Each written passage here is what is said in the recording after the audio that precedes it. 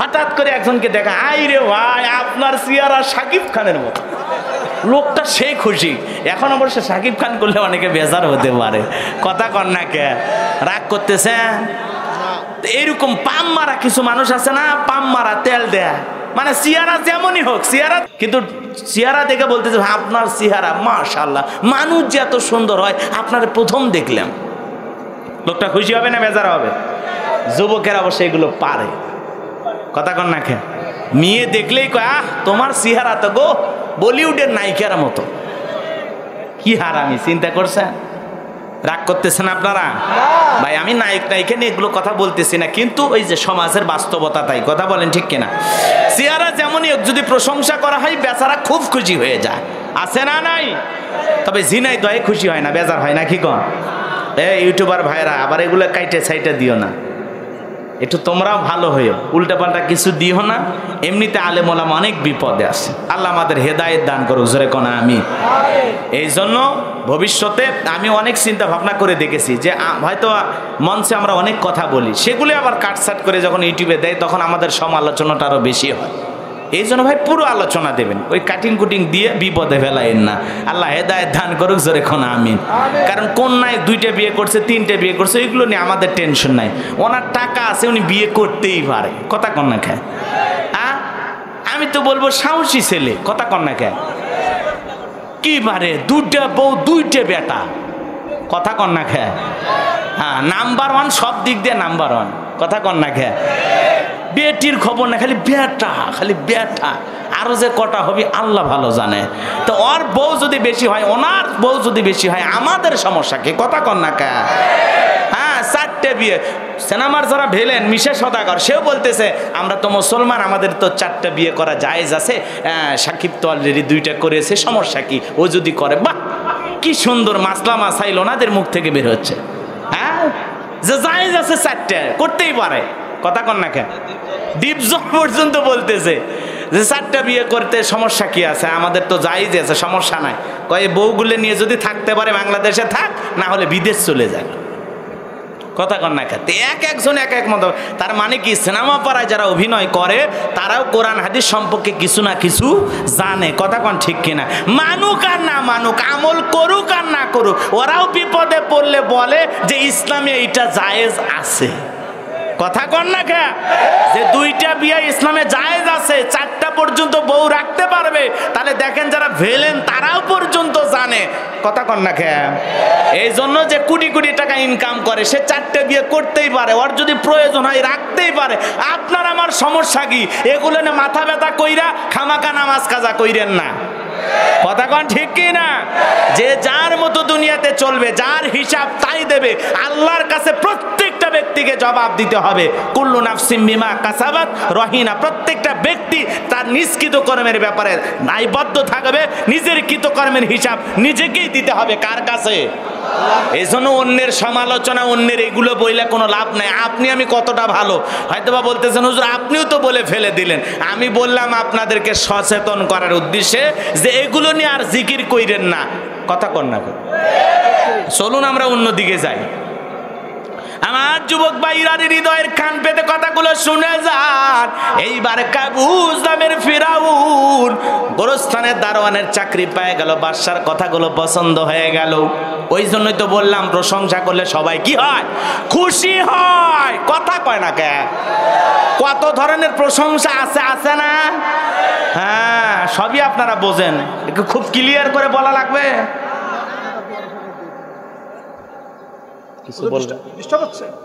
একটু এদিক ওদিক কথা বললে একটু খারাপ লাগে, মানে আমারও ভয় লাগে যে ওয়াজগুলো লাইন মতো হচ্ছে কিনা, নাকি আপনারা ভয় পাচ্ছেন, কোনো টেনশন করছেন?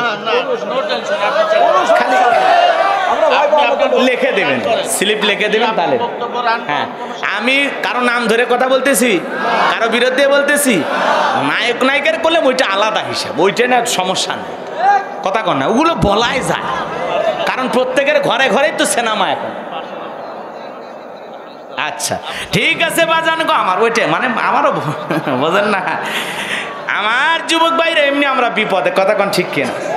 কলিজা ফাইটে যায়। আহা এই যে আমাদের প্রিয় ভাই আমির হামজা, কথা কন না, একটা ছবি দেখলেন না কয়েকদিন ফেসবুকে ঘুরলো, ছবি দেখে চোখে পানি চলে আসে।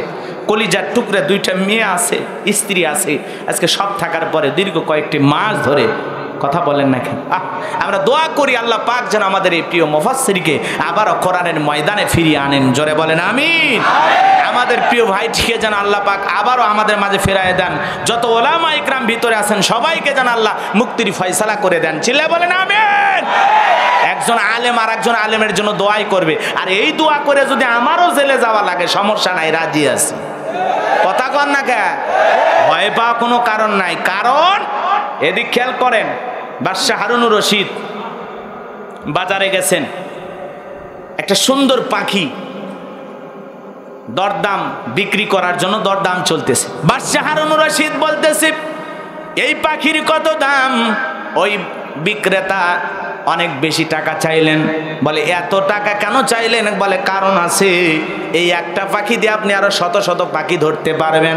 কারণ এই পাখির কণ্ঠের আওয়াজ এত ভালো, এত সুন্দর, এরা যেই জায়গায় বেঁধে রাখবেন, ফাঁদ পেতে রাখবেন, একটু চিকন সুরে সুন্দর সুরে সুরে ডাক দেয়, আর এর ডাকে আর আহ্বানে হাজার হাজার পাখি এসে এক জায়গায় হবে। সব পাখিগুলোকে আপনি খাঁচাই বন্দি করতে পারবেন। ফাঁদ পাতার জন্য এই পাখিটারে বড় প্রয়োজন, এই জন্য দাম বেশি চাইলাম। বাদশাহ হারুনুর রশিদ সঙ্গে সঙ্গে বেশি দাম চাওয়া ওই মূল্য হিসাবে তাকে টাকা দিয়ে সঙ্গে সঙ্গে পাখিটাকে ধরে জবাই করলেন। লোকটা জিজ্ঞাসা করলেন এত টাকা দিয়ে পাখিটা কেনার পর সাথে সাথে জবাই করলেন, কারণটা কি? বাদশাহ হারুনুর রশিদ বলে যেই পাখি তার স্বজাতি ভাইয়ের সাথে এরকম তাকে বিপদে ফেলার জন্য সুরে আহ্বান করে ডাকে, তাকে ফাঁদে ফেলার জন্য আহ্বান করে, এমন পাখির জীবিত থাকার কোনো প্রয়োজন নাই, এমন গাদ্দারি করা যাবে না। কথা বলেন ঠিক কিনা? এই জন্য বাজান গো আমার, একজন হাফেজ আর একজন হাফেজের ভাই, একজন আলেম আর একজন আলেমের ভাই, একজন ইমাম আর একজন ইমামের ভাই, একজন খতিব আর একজন খতিবের ভাই, একজন মুয়াজ্জিম আর একজন মুয়াজ্জিমের ভাই। আলেম ওলামা সবাইকে ঐক্যবদ্ধ থাকতে হবে। যতদিন পর্যন্ত আমরা ঐক্যবদ্ধ না হতে পারবো ততদিন আস্তে আস্তে একে একে ধরে নেবে, আর মনে করবেন আমি ভালো আছি, কোন দিন যে তোমার পালি পড়বে সেই দিনটার ভাইবা। কথা বলেন ঠিক কিনা? এই জন্য গাদ্দার মার্কা মুসলমান হওয়া যাবে না। কথা বলেন ঠিক কিনা? প্রত্যেক মুসলমান ভাইয়ের বিপদে সাহায্য করতে না পারলেও কলিজা থেকে দোয়া করতে হবে। আমার যুবক ভাইরা রে, হৃদয়ের কান পেতে কথাগুলো শুনে যান, যে কথা বলতে চাচ্ছিলাম। এইবার কাবুজ নামের ফিরাউন হয়ে গেল গোরস্থানের দারোয়ান। চিন্তা করলো এই জায়গায় থাকবো, বাদশা প্রতি মাসে একটা বেতন নির্দিষ্ট করে রেখেছে, সেই বেতন আমাকে দেবে, কিন্তু না, এই টাকা দিয়ে তো জীবনে উন্নতি করা যাবে না, আমাকে আরো উঁচুতে যেতে হবে। চিন্তা ভাবনা করে বলল শোনো, তোমরা যারা সরকারি গোরস্থানে লাশ দাফন করো, প্রতি লাশ প্রতি আমার একটা করে দিরহাম দেওয়া লাগবে, না হলে আমি লাশ দাফন করতে দেব না। এমন কথা যখন বলল, রাজ্যের মানুষ চিন্তা করলো একটা দিরহামের জন্য বাদশার দরবারে বিচার নিয়ে যাব, লাশ পয়সা গলে শেষ হয়ে যাবে, অতএব একটা দিরহাম যদি পায় এই গোরস্থানে এই ছেলেটাই পাক। এই কথা চিন্তা করে মানুষ একটা করে দিরহাম দেওয়া শুরু করলো। এ বাজান গো আমার, আল্লাহ রাব্বুল আলামিনের খেলা বুঝা বড় যায়। ওই জামানায় আল্লাহ রাব্বুল আলামিন ডায়রিয়ার কলেরা দিয়ে দিলেন। ডায়রিয়া কলেরা মহামারীর কারণে হাজার হাজার মানুষ মারা যায়, আর গোরস্থানের ভিতরে লাশ দাফন হয়, আর একটা করে দিরহাম পাইতে পাইতে এমন টাকা পাইলো, কয়েক মাসের ব্যবধানে এত মানুষ মারা গেল, আর এত টাকা ফিরাউনের কাছে জমা হয়ে গেল। ওই টাকা রাখার আর কোনো জায়গা নাই, বস্তায় বস্তা টাকা হয়ে গেল। বলেন তো বাজান, ওই টাকা কিসের টাকা? ঘুষের। কথা কন না কে? ঘুষ বোঝে? হাইরে হাইরি। একজনক ধরে বলছে কি আছে তোর কাছে? কয় টাকা পয়সা কিছু নেই। কি আছে? কয় খালি একটা সিগারেট আছে। কয় ওইটাই দিয়ে যা। একটা সিগারেট হলেও ঘুষ খায়, এরকম সমাজ অবশ্য বাংলাদেশে না ভারতে আছে। আছে? কথা কন না কে? একটা ছেলের চাকরির জন্য কত লক্ষ টাকা ঘুষ দেওয়া লাগে, যাদের মা বাবা আছে তারাই টের পাচ্ছে। কথা কন না কে? 10 লাখ 12 লাখ 15 লাখ টাকা পর্যন্ত দেওয়া লাগে। কথা কন না কে? আচ্ছা, মুরব্বী বলতেছেন 25 লাখ টাকাও দেওয়া লাগে। বাবা, সুবহানাল্লাহ না আলহামদুলিল্লাহ? না নাউজুবিল্লাহ, কোনোটাই না। আপনারা তো খুব চালাক। এই জন্য ঘুষ আছে না নয়? শোনো, এই দেশটা গল্প করি, দেশটা মনে হয় স্বপ্নপুরী। সুদখোর, ঘুষখোর, মদখোর, জুয়াখোর, হে তাই আছে ভুরি ভুরি, হে তাই আছে ভুরি ভুরি। এ দেশে অসৎ কামাই কেউ করে না, তবে ঘুষের টাকা পেলে কেউ তো ছাড়ে না। টেবিলের নিচ দিয়ে হাত বাড়িয়ে কালো টাকাটা নেই সারিয়ে, টেবিলের নিচ দিয়ে হাত বাড়িয়ে কালো টাকাটা নেই সারিয়ে। করছে ওরা বড় দেশের চুরি, করছে ওরা বড় দেশের চুরি। শোনো এই দেশটার গল্প করি। না, চুরি নাই। চুরি আছে? চুরি দুর্নীতি আছে না নাই? এবার জানুক আমার লম্বা হয়ে যাবে, লম্বা করব না। খালি আমরা দেখি ওই মোবাইল চোরের খবর, আমরা দেখি মনে করেন ওই যে টাকা চোরের খবর দেখি, কিন্তু যারা কলমের খোঁচা দেয়া কোটি কোটি টাকা দুর্নীতি করে, লুটপাট করে, চুরি করে, ওদের খবর আমরা দেখি না। কথা বলেন ঠিক কিনা? দেশের টাকা বিদেশে পাঠায়, ওদের খবর আমরা রাখি না। আমরা খবর রাখি গাইবান্ধার সিদ্দিক চোর। কথা কন না খে? এ মুসলমান আল্লাহর গোলাম, যেই চোর চুরি করে বলে আমার ভুল হয়েছে ক্ষমা করে দেন, ওই চোরের খবর আপনার কাছে আছে, আমার কাছে আছে। কিন্তু এই দেশের হাজার হাজার কোটি টাকা বিদেশে পাচার করেছে, এরকম চোর আছে না নাই? এদের খবর আমাদের কাছে নাই। কে সেই ভাগ্যবান? কে সেই দেশের রত্ন? কোথায় লুকিয়ে আছে? আমরা তাদের তালাশ করি না। আমরা তালাশ করি কলা চোর, মূলা চোর, মোবাইল চোর, শাড়ি চোর, ওন্না চোর, গাবলা চোর। কথা কন, শেষা চোর। এলা চোরের খবর নিয়ে লাভ আছে? আসল চোরক ধরা লাগবে। কথা কন না কে? আল্লাহ আমাদের বোঝার তৌফিক দান করুক। জোরে বলেন আমিন। জ্ঞানী লোকের জন্য ইশারায় যথেষ্ট। কয়দিন বাঁচবো? হক কথা বলেই যায়। কথা কন ঠিক কিনা? বাজান গো আমার, এইবারে এত টাকার মালিক হয়ে গেল, টাকার আকারে কোনো জায়গা নাই। বাদশার দরবারে চলে গেল কাবুজ নামের ফেরাউন। দেখে বলে, বাদশা আমার কাছে টাকা পয়সা হয়ে গেছে, এলাকায় যে গরিব মানুষ খাজনা দিতে পারে না, গরিব মানুষ খাইতে পারে না, বাসস্থান নাই, আপনি যদি অনুমতি দেন আমি গোরস্থানের দারওয়ান, তাদের খাজনা পরিশোধ করে দেব, তাদের বাসস্থানের ব্যবস্থা করে দেব, গরিবের ঘরে খাবারের ব্যবস্থা করে দেব। এমন কথা যখন বাদশার সামনে বললেন, বাদশা বলে, বাহ চমৎকার, তোমার কথা শুনে দিলটা ভরে গেল। ঠিক আছে বাবা, যাও, তুমি টেনশন করো না, আগামীকাল তোমার টাকা নিয়ে তুমি হাজির হও, আর জনগণের মাঝে আমি সংবাদ পৌঁছায় দেই। ঢোল পিটায় খবর দেওয়া গেল গুরুস্থানের দারওয়ান, যারা খাজনা বাকি রেখেছো যাও বাদশার দরবারে যাও, তোমাদের খাজনা পরিশোধ করে দেবে। যারা গরিব মানুষ আছে বাদশার দরবারে চলে যাও, গুরুস্থানের দারওয়ান তোমাদের অর্থ দিয়ে সহায়তা করবে। এই স্লোগান সবাই শোনার পর বাদশার দরবারে হাজির হয়ে গেল, আর বস্তায় বস্তায় টাকা ফেরাউন নিয়ে যায় জনগণের মাঝে বিতরণ করা শুরু করলো। বলেন তো বাজান, নির্বাচনের আগে একটু জনসেবামূলক কাজ করার দরকার আছে না নাই? জনগণের টাকা দিয়া জনগণরে বুঝাই টাকাগুলো ছিল কার? কথা কন না কে? আর দিচ্ছে কাকে? মাঝখানে ওর কিছু আছে? তা আপনি কি মনে করেন 50,000 1 লাখ টাকা দিয়ে যায়, ওরা পায় কোথায়? ওই যে কালভার্ট, ব্রিজ, রাস্তাঘাট, ওখান থেকে কোটি কোটি টাকা আত্মসাৎ করে। কথা কন ঠিক কিনা? দাম করে বলে অমুক মরছে 2 লাখ টাকা দিছে। আপনি মনে মনে ভাবলেন, মাহা বিরাট বড় আল্লাহর ওলি, বড় বড় ভাগ্যবান। আসলে 2 লাখ টাকা পাইলো কোথায়? সেই খবর কি আপনি আমি কখনো নিয়েছি? ওইটা সব আমাদের। কথা কন না? আরে নির্বাচনের আগে যার ভ্যান সাইকেল কেনার টাকা নেয়, নির্বাচনে পাশ করার পরে পালসার পায় কোথায়? জিবরাইল রাতের বেলায় দিয়ে যায়। তাহলে পাইলো কোথায়?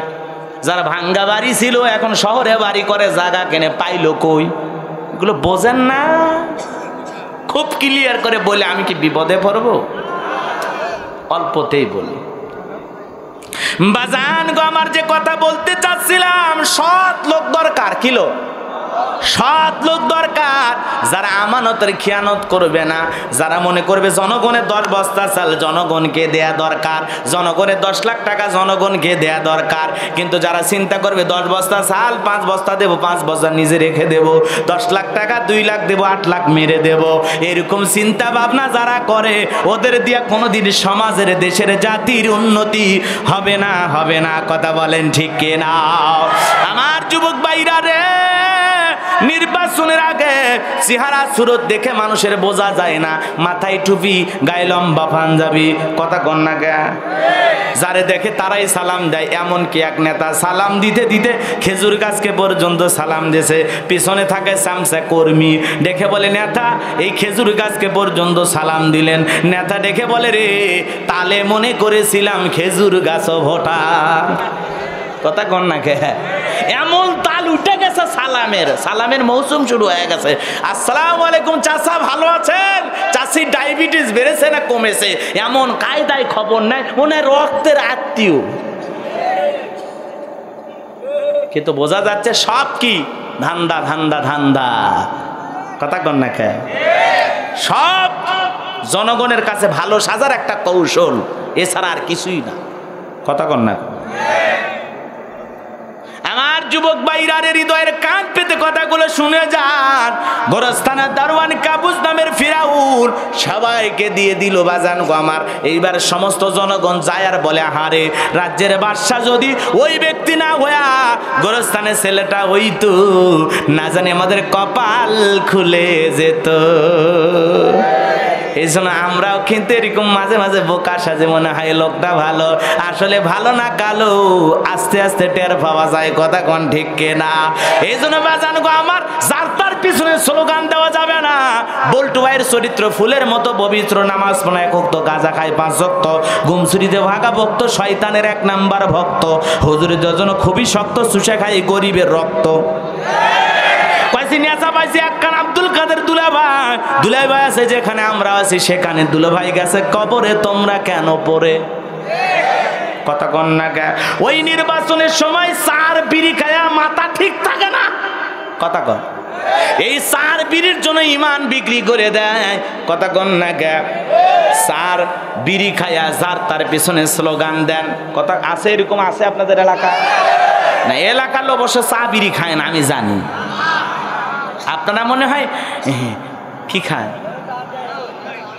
বিস্কুট, চা খান না? খান না? বলেন তো, আপনারাই বলেন, এই যে নির্বাচনের আগে যে আমরা নেতাদের থেকে এইগুলো খাই, জায়েজ না হারাম? হারাম, হারাম।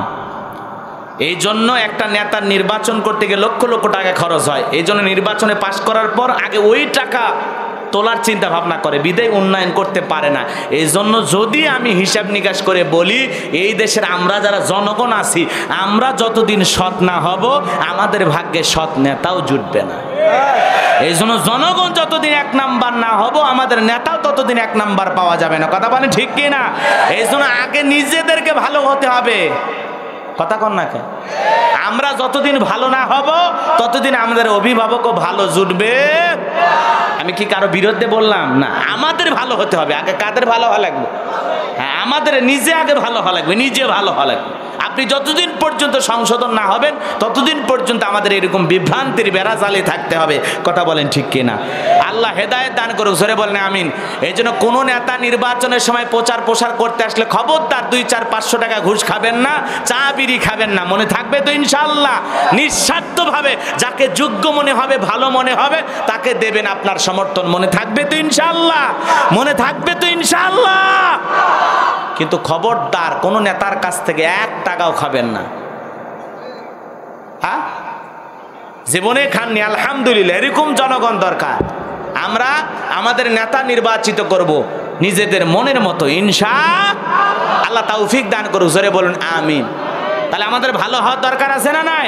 আগে আগে জনগণকে 1 নাম্বার হওয়া লাগবে, মনে থাকবে তো ইনশাআল্লাহ?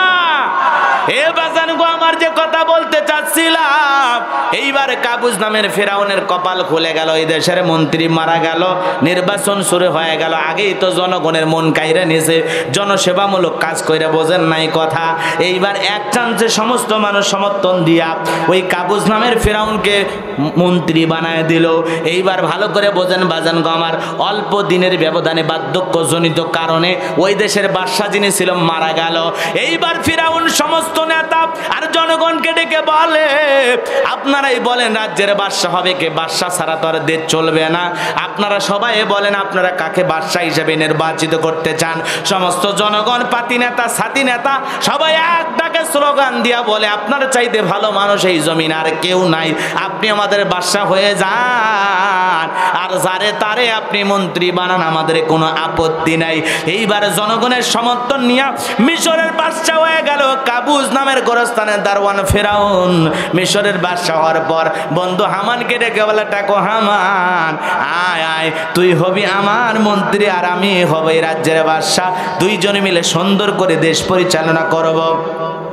বাজান গো আমার, এইবার ক্ষমতার চেয়ারে বসার পর অল্প কয়েকদিন ধরে চেয়ারে বসার পর রাতের বেলায় ঘুমাইতে গেলে উল্টা পাল্টা স্বপ্ন দেখে, ঘুম থেকে লাফায় লাফায় ওঠে। নেতা ক্ষমতা পাইছে ঠিকই, কিন্তু রাতের ঘুম হারাম হয়ে গেছে। কথা কনাকা, রাতের ঘুম হারাম হয়ে গেছে। এ বাজান গো আমার, তার দরবারে জ্যোতিষী ছিল 400, কয়শো? 400 জ্যোতিষী গণক। এদেরকে ডাক দিল, এদের লিডারের নাম ছিল দবিরা, বয়স হলো 320 বছর। দবিরাকে ডেকে বলে, দবিরা, কেন জানি রাতের বেলায় উল্টা পাল্টা স্বপ্ন দেখে ঘুম থেকে লাফায় লাফায় উঠি, তাড়াতাড়ি করে দেখো আমার ভাগ্য গবেষণা করে আমার ভবিষ্যৎ জীবনে কি আছে। এইবার দবিরা ভাগ্য গবেষণা করে বলে, নেতা যদিও ছিলেন গোরস্থানের দারওয়ান, কথা কনাকে ছিলেন প্রথমে তরমুজের ক্ষেতের লেবার, সেখান থেকে গোরস্থানের দারোয়ান, এরপরে মন্ত্রী, বর্তমান রানিং বাদশা। যদি আপনি আঙ্গুল ফুলা কলার গাছ, কিন্তু আপনার ভবিষ্যৎ জীবন বড় অন্ধকার। আগামী 3 মাসের মধ্যে মুসা নামের একটা ছেলে বনি ইসরাইল সম্প্রদায়ের মধ্যে জন্মগ্রহণ করবে। ওই মুসার কারণে আপনার রাজত্ব থাকবে না, ক্ষমতা থাকবে না নেতারে, এমনকি আপনার জীবন যাওয়ার সম্ভাবনা আছে। এই কথা শোনার পর ফিরাউনের মাথা ঠান্ডা না গরম?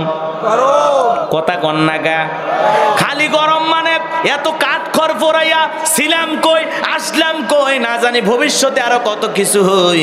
একটা ছেলের কারণে আমার জীবন যাবে, ক্ষমতা যাবে, এটা তো মেনে নেওয়া যায় না। দবিরা যদি বলতো মুসা দেবে খানকা বানায় বসে বসে জিকির করবে, তাহলে নেতার মাথা গরম হতো না। পারলে নেতা সরকারি খরচে খানকা বানায়া দিত। কথা কন না? আজও পৃথিবীর জমিনে তাকা দেখেন, যারা খানকায় বসে হু হু জিকির করে, যারা খানকায় বসে গরু ছাগল নেওয়ার আশায় বসে থাকে, ওদেরকে কেউ কিছু বলে না।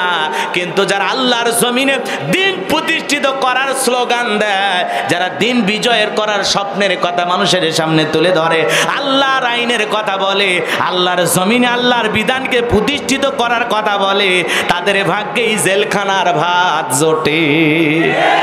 একই কালেমার দাওয়াত কেউ দিয়া রান পাই, দামি দামি টাকা পাই, হাদিয়া পাই, বাপরে বাপ, সম্মান আদর আপ্যায়নের অভাব নাই। আবার একই কালেমার দাওয়াত দেয়া কারো ভাগ্যে জেলখানা রুটি জোটে। কথা কন নাকি আপনারা?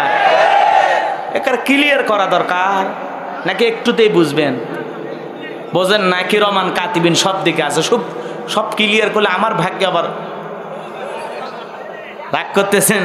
তো সবাই যদি ভিতরে যায় তো শুনবেন কার কথা?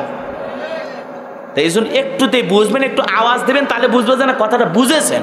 চুপ করে থাকেন না, একটু আওয়াজ তোলেন। কথা কর হুজুর, আপনাদের আমরা ভক্ত, আমার ভক্ত যদি কোটি কোটি হয়, তা আমার যদি বিপদ হয়, কোটি ভক্তর দরকার নাই, 10 লাখ ভক্ত যদি ময়দানে নামে, আমার যত বড় বিপদ হোক, আমি তোমাদের কাছে আসতে বাধ্য। এমনি ভালোবাসা, ফেসবুকে একটা ছবি দেয়, শেষ, ভালোবাসা শেষ। এই যে কত সেলফি টেলফি তুলে একেবারে অবস্থা খারাপ। মাহফিল শেষেও অনেকে আসবে। সেদিন এক জায়গায় মাহফিলে গেছি, ঘড়ি ছিঁড়ে শেষ, পরে নতুন একটা ঘড়ি পাইছি, আলহামদুলিল্লাহ। রাগ করতেছেন আপনারা?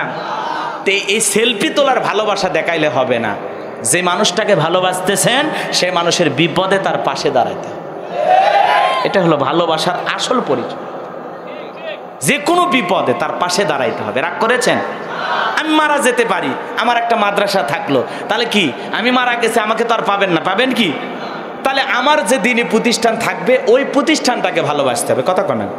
আমার যে ভালো কাজ দুনিয়াতে থাকবে এই ভালো কাজকে আরো সামনের দিকে এগিয়ে নিয়ে যেতে হবে, এটা ভালোবাসা। একজন মানুষ চলে গেল আর তার সব থেমে গেল, এটার নাম ভালোবাসা না।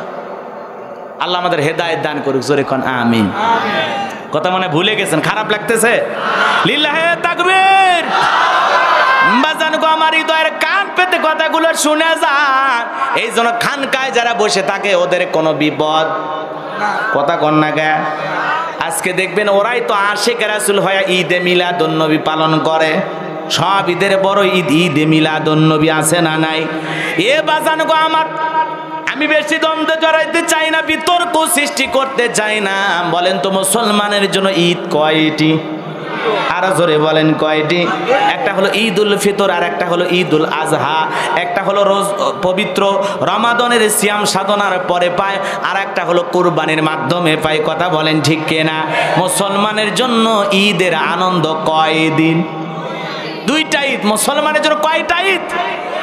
এরপরে মিলাদুন নবীর কথা আমরা বুঝি, কিন্তু ঈদে মিলাদুন নবী বলে আজকে স্লোগান দিয়া জাতির মানুষকে নিয়ে এমন মুসলমান আছে, এক ধরনের মুসলমান আছে, ওরা বড় আনন্দ ফুর্তি করতেছে, ওরা যা খুশি করতেছে, মিছিল করতেছে, কেক কাটতেছে। আহারে মুসলমান, রসুলের ভালোবাসায় কেক কাটে, রসুলের ভালোবাসায় মিছিল করে।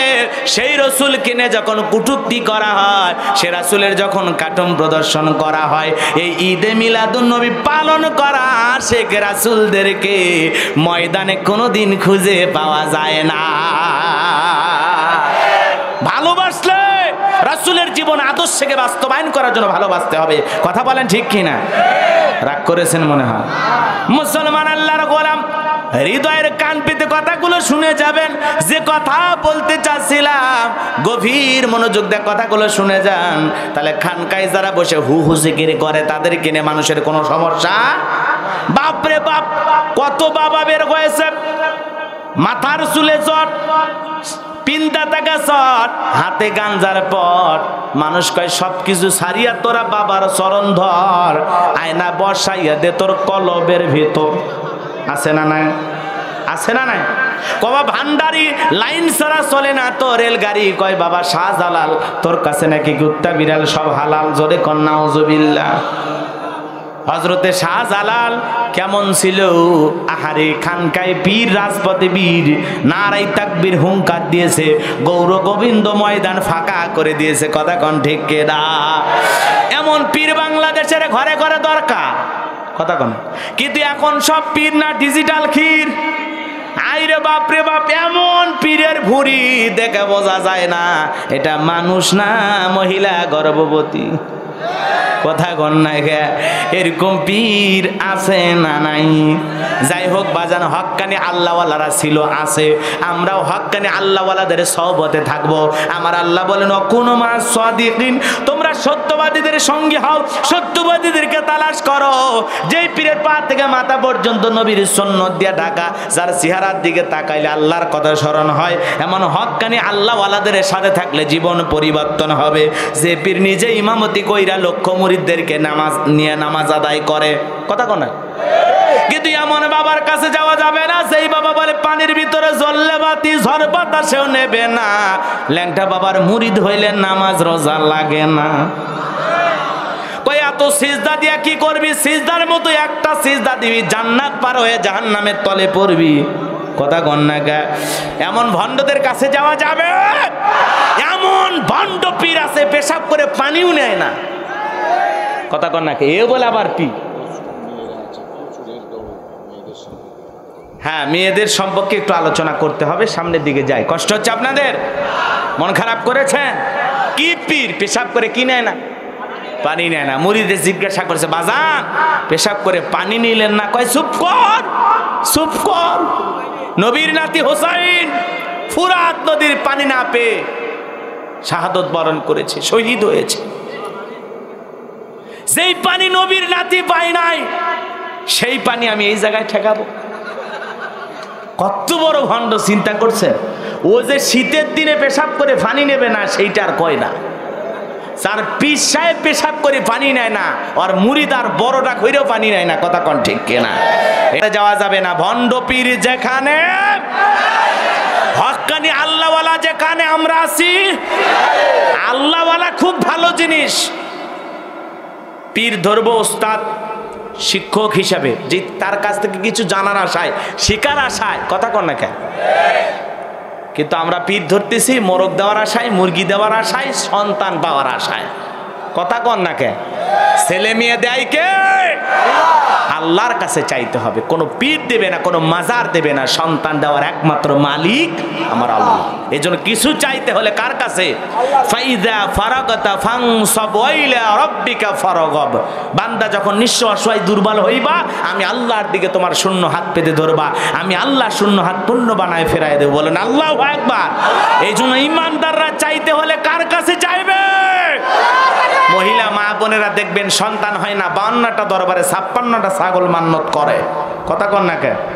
এই জন্য মা বোনদেরকে বলবো, মা সন্তান যদি চাওয়া লাগে কার কাছে? আল্লাহর কাছে চাইবেন। আল্লাহ তৌফিক দান করো। জোরে বলুন আমিন। আমার মুসলমান ভাইরা রে, যে কথা বলতে যাচ্ছিলাম গভীর মনোযোগ দিয়ে কথা শুনে যান। এইবার কাবুস নামের ফিরাউনের টেনশন বাইরে গেল। হামানকে ডেকে বলে, টাকো হামান এইদিকে শোন। দবিরা কি বলল? আগামী 3 মাসের মধ্যে বনি ইসরায়েল সম্প্রদায়ের মধ্যে একটা ছেলে জন্মগ্রহণ করবে। ওর কারণে রাজত্ব থাকবে না, ক্ষমতা থাকবে না, এমনকি জীবনও থাকবে না।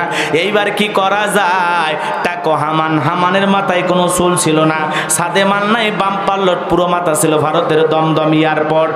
এইবার হামান ডেকে বলে, না তা টেনশন করার কোনো কারণ নাই। যত ছেলে সন্তান জন্মগ্রহণ করবে সবাইকে জবাই করে দুনিয়ার জমিন থেকে বিদায় করে দেব, তাহলে আপনার শত্রু দুনিয়াতে জন্মগ্রহণ করবে না। এমন স্লোগান শোনার পর কাবুস নামের ফেরাউন ডেকে বলে, হামান রে, আসলেই তোর মাথায় বুদ্ধি আছে, তবে শোন, ছেলেগুলোকে জবাই করবি, মেয়েগুলোকে জবাই করবি না। কারণ ছেলেদের মধ্যে আমার শত্রু আছে, মেয়েদের মধ্যে আমার কোনো শত্রু নাই। তার মানে চোর হলেও মানুষ ভালো, মোবাইল নিয়ে গেল, সিম খুলে দিয়ে গেল। কথা কন ঠিক কিনা? এ বাজান গো আমার, এইবার সন্তান জবাই করা শুরু হয়ে গেল। 3 মাস অতিবাহিত হয়ে যাওয়ার পর দবিরাকে ডেকে বলে, দবিরা, এইবার ভাগ্য গবেষণা করে দেখ, আমার পথের কাটা শত্রু মুসা মরল না বাঁচলো। দবিরা গবেষণা করে বলে, নেতা, যদিও আপনার ওয়ার্ডারে হাজার হাজার বনি ইসরায়েল মায়ের বুক খালি করে সন্তানগুলোকে জবাই করা হয়েছে, কিন্তু আপনার পথের কাটা মুসা এখনো মরে নাই, মরে নাই, মায়ের কোলে জীবিত আছে, সুস্থ আছে, কিন্তু কোথায় আছে এটা বলার ক্ষমতা আমাদের নাই। জোরে বলুন আল্লাহু আকবার। ওয়া মাকারু ওয়া মাকারাল্লাহ ওয়াল্লাহু খায়রুল মাকিরিন।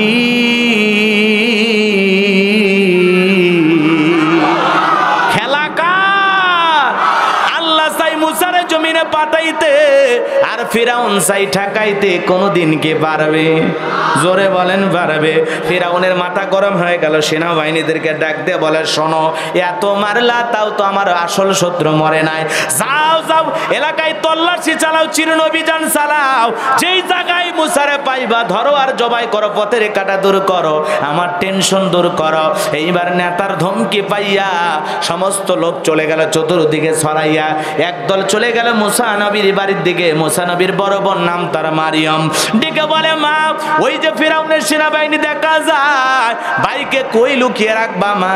এই কথা শোনার পর মহিলা সন্তান কিনে দিক সেদিক দৌড়ায়। মুসা নবীর মা দৌড়াইতে দৌড়াইতে হঠাৎ করে কে জানো ইলহামের মাধ্যমে আওয়াজ দেয়, বলে, মুসার মা, তোমার সন্তানকে চুলার ভিতরে ছেড়ে দাও, কথা দিলাম গো, আবার তোমার সন্তানকে তোমার কোলেই ফেরাইয়া দেব।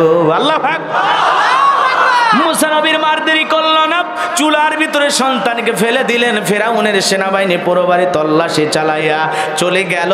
ফিরে যখন মুসা নবীর বাবা চোখের পানি ছেড়ে দিয়ে ডেকে বলে, মুসার মা, ওই জালেমদের ভয়ে সন্তানকে চুলার ভিতরে ফেলে দিলে মুসার মা, আমার মুসা মনে হয় এতক্ষণে পুরে কয়লা হয়ে গেছে। এই কথা বলে মুসা নবীর বাবা চোখের পানি ছেড়ে দিয়ে কান্দে। স্বামীর চোখে পানি দেখে মুসা নবীর মা চোখের চোখের পানি ছেড়ে দিয়া কান্দে। বলেন তো সন্তানের জন্য মুসা নবীর মা বাবার অন্তরে দয়া মায়া আছে? আমাদের অন্তরে, আমাদের মা বাবার অন্তরেও দয়া মায়া আছে না নাই? জোরে বলেন আছে না নাই? এই জন্য যুবক, মাতা পিতাকে অবহেলা করা যাবে না। পিতা মাতার খেদমত করা লাগবে, তাদের সাথে ভালো আচরণ করা লাগবে। আমার আল্লাহ রাব্বুল আলামিন বলেন, ও কদা রাব্বুকা আল্লা তা'বুদু ইল্লা ইয়্যাহু ওয়া বিল ওয়ালিদাইনি ইহসানা। আল্লাহ রাব্বুল আলামিন বলেন, আমার ইবাদত করো, আমার ইবাদতের সাথে কাউকে শরীক করো না। আমার ইবাদতের পরে তোমাদের দায়িত্ব হলো মাতা পিতার খেদমত করা, তাদের সাথে উত্তম আচরণ করা, ভালো ব্যবহার করা। বলেন তো বাজান, পিতা মাতার খেদমত করে জান্নাত অর্জন করার দরকার আছে না নাই? প্রিয় নবীজি বলেন, হুমা জান্নাতুকা ওয়া নারুকা, তোমার পিতা মাতাই তোমার বেহেশত, তোমার পিতা মাতাই তোমার দোজখ। যে সন্তান পিতা মাতাকে ধমক দেয়, রাগান্বিত হয়ে পিতা মাতাকে আলাদা করে দেয়, বাড়ি থেকে তাড়ায়া দেয়, বৃদ্ধাশ্রমে পাঠায়া দেয়, ওই সন্তান মা বাবাকে তাড়ায়া দেয় নাই, নিজের ভাগ্য থেকে জান্নাতকে দূরে ঠেলে দিয়েছে। কথা বলেন ঠিক কিনা? এই জন্য যতদিন বেঁচে থাকবো পিতা মাতার খেদমত করার দরকার আছে না নাই? জোরে বলেন, দরকার আছে না নাই? কারা পারা পিতা মাতার খেদমত করবেন? দু হাত তুলে আল্লাহকে একবার দেখান। পিতা মাতার মনে কখনো কষ্ট দেব না, মনে থাকবে তো ইনশাআল্লাহ? সবাই পিতা মাতার খেদমত করবো তো ইনশাআল্লাহ? মা বাবাকে ভালোবাসবো তো ইনশাআল্লাহ? হাত না মানে যুবক, কপাল খুলতে সময় লাগবে না যদি মা বাবার দোয়া নিতে পারো। পিতা মাতা দোয়া করলে রাস্তার ভ্যান চালক থেকে আল্লাহ তোমারে কোটিপতি বানায় দিতে পারে। কথা কন ঠিক কিনা? আর পিতা মাতা বদদোয়া দিলে 5 তলা বিল্ডিং থেকে আল্লাহ পাক তোকে রাস্তার ফকিরি বানায় দিতে সময় লাগবে না। কথা কন? যেই পিতা মাতার দিকে মহব্বতের নজরে তাকাইলে আমল নামায় কবুল হজের সব লেখা হয়। কন্যা সুবহানাল্লাহ। মা বাবার চেহারার দিকে তাকাইলে কি হজের সব পাওয়া যায়? তাহলে বলেন তো, সেই পিতা মাতার দিকে মহব্বতের নজরে তাকাবেন নাকি রাগান্বিত হবেন? ভালোবাসবেন। পিতা মাতাকে যত মহব্বত ভালোবাসা দেবেন, ঠিক আপনার ভাগ্যে আপনার সন্তানের দ্বারা সেই ভালোবাসাই জুটবে। কথা বলেন ঠিক কিনা? আর পিতা মাতাকে অবহেলা করে, অবজ্ঞা করলে, তুচ্ছ তাচ্ছিল্য করে কষ্ট দিলে আপনার ভাগ্যেও সেই কষ্ট 2 দিন আগে আর পরে অপেক্ষা করেন। কথা কন না কে? এই যে পিতা মাতার ওয়াজ করলে 2-1 জন ওঠা বসা করে, ওরা কি মা বাবা ভালোবাসে না নাকি? ওদের কাছে শ্বশুর শাশুড়ি প্রিয়, বোঝেন না? একটা পালসার ডিসকভার আর শ্বশুর বাড়ির যৌতুকের মোটা অঙ্কের টাকা পাইলে শাশুড়িক ডাক দেয় আম্মা, এমন কায়দায় গুন্না করে, গুন্না করা ওয়াজিব। কথা কন না কে? শ্বশুরের দেখা করে আব্বা কেমন আছেন, আব্বা কোথায় যাচ্ছেন, এমন কায়দা আব্বা আব্বা কয়ে ডাক দেয়। শ্বশুর কয় ছোটবেলায় মাদ্রাসায় পড়েছে, কলকলার সব হরফ মুখস্থ। শ্বশুর শাশুড়ি যৌতুকের বিনিময়ে হয়ে যায় আব্বা আম্মা, আর মা বাবা হয় বুড়া বুড়ি। তোর কপালত লাঠি আর গুড়ি, মরার পরে ফেরেশতারা বাইরে ফুটা করবে ভুড়ি। অপেক্ষা কর, অপেক্ষা কর। এই জন্য পিতা মাতাকে সম্মান আর শ্রদ্ধার ভক্তি করো, পিতা মাতাকে সম্মান করো, অবহেলা করো না। আল্লাহ বোঝার তৌফিক দান করুক, জোরে কোন আমিন। কারণ মা বাবা যে কষ্ট করে তোমারে আমারে লালন পালন করেছে, এমন কষ্ট নিঃস্বার্থভাবে দুনিয়ার আর কেউ করবে না। বিবিও হাতের দিকে তাকায় থাকে, স্বামী আমার জন্য কি নিয়ে আসলো। শ্বশুর শাশুড়ি হাতের দিকে তাকায় থাকে, জামাই কিনে আসলো। শালি শালা সব তাকায় থাকে, দুলে ভাই কি নিয়ে আসলো। একজন দরদি আছে, একজন মা বাবা আছে যারা কোনোদিন সন্তানের হাতের দিকে তাকায় না, মুখের দিকে তাকায় আর পেটের দিকে তাকায়। সন্তান চেহারা যেমনই ভালো হোক তাও তাকায় বলে, বাবা এই কেন জানি দিন দিন তুমি শুকায়া যাচ্ছ, তুমি কি ভালো মতো খাও না। আহারে সন্তান বলে, মা আগে ছিলাম আমার ওজন 70 কেজি, এখন 75 কেজি, 5 কেজি ওজন বাইরে গেছে, তারপরেও তুমি বলো আমি শুকায়া গেছে। মা বলে, না বাবা এমন করে বলতে নাই, কই আমি তো দেখতেছি তুমি আগের চাইতে আরো খারাপ হয়ে গেছে। কথা কন না? আর যদি তোমার 2 কেজি ওজন বাইরে যায়, বউ বলবে খাইতেছো আর হাতির মতো মোটা হইতেছো। কথা কন না কে? এই জন্য মা বাবার নজর, মহাব্বতের নজর, মা বাবার ভালোবাসার নজর, এটা সন্তানকে কি পরিমাণে যে ভালোবাসে একটা মা, সন্তানকে কি পরিমাণে ভালোবাসে একজন বাবা, একজন বাবাই জানে তার সন্তান তার কাছে কতটা প্রিয়। এই জন্য আমাদেরকেও জানতে হবে, আমাদেরকে বুঝতে হবে আমার মা আমার বাবা আমার কাছে কতটা প্রিয়। কথা বলেন ঠিক কি না? আল্লাহ আমাদের বোঝার তৌফিক দান করুক। জোরে বলেন আমিন, আরো জোরে বলুন আমিন। যাদের মা বাবা কবরে চলে গেছে মাঝে মাঝে মা বাবার কবরের পাশে দাঁড়ায় দোয়া করবেন। মনে থাকবে তো ইনশাআল্লাহ? মনে থাকবে তো ইনশাআল্লাহ? বাজান গো আমার রাগ করবেন না, মন খারাপ করবেন না। মুসা নবীর মা এইবার চুলার কাছে তাকায় দেখে মুসা নবী চুলার ভিতরে পড়ে মুস্কি মুস্কি হাসে। বলুন সুবহানাল্লাহ। এইবার পয়গম্বরের মা সন্তানকে কোলের মধ্যে উঠায় না গালে মুখে চুমা খাইতে লাগলেন। কে যেন ইলহামের মাধ্যমে বলে মুসার মা কতদিন জালেমদের ভয়ে সন্তানকে এভাবে লুকিয়ে রাখবা, একটা সিন্দুক বানায়া দরিয়ার ভিতরে ভাসায়া দাও।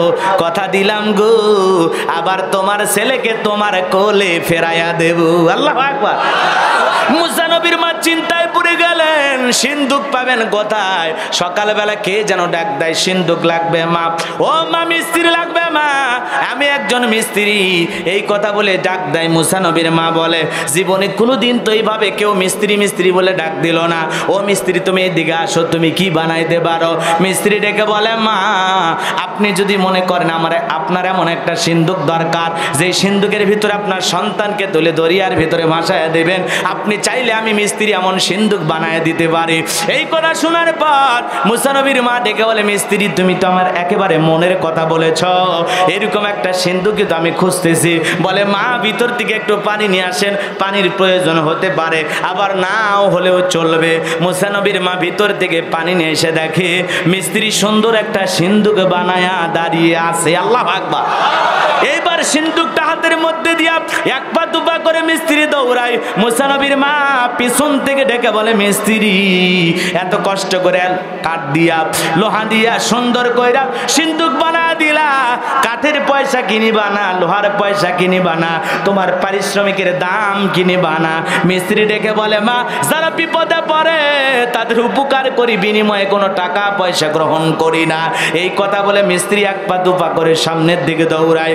মুসা নবীর মা ডেকে বলে মিস্ত্রি এই বিপদের দিনে এত বড় উপকার করলা, টাকাও নিবা না পয়সাও নিবা না, ও মিস্ত্রি পারিশ্রমিকের দাম নিবা না, অন্তত তোমার নামটা বলে যাও। মাঝে মাঝে যদি তোমার কথা মনে হয় তোমার কথা স্মরণ করে আমি আল্লাহর কাছে দোয়া করব। মিস্ত্রি ডেকে বলে মা আমি দুনিয়ার কোনো সাধারণ মিস্ত্রি না, আমি আল্লাহর ফেরেশতা, আমার নাম হলো জিবরাইল।